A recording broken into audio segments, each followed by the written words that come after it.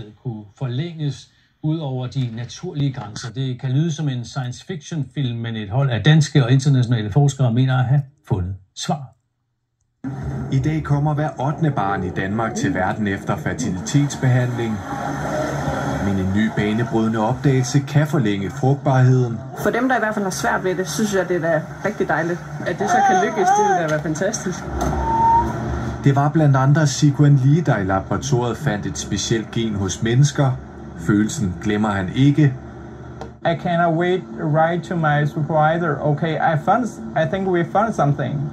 Opdagelsen kaldes longevity-genet og afgør, hvor længe vi lever. At the same time, it improves general health. This might be linked to age and menopause, reproduction and infertility. Forskerne kendte allerede genet hos bananfluer og orme. Boostede man det, blev de mere frugtbare. We need to do this a million times.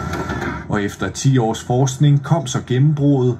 Later, when we got the data published, we were so excited. Det nye fund kan blive en stor gevinst for samfundet. Most of the countries in the world has facing the society aging, so this has been led to a lot of it decreases the quality of life of public. At the same time, it increases the burden to healthcare. Hvornår forskerholdet endelig kan høste frugterne af opdagelsen, tør Siquan Lee endnu ikke spå om. We work together to understand it better and faster. Og en ting er helt sikkert. We cannot wait to see the next what's happening in more details.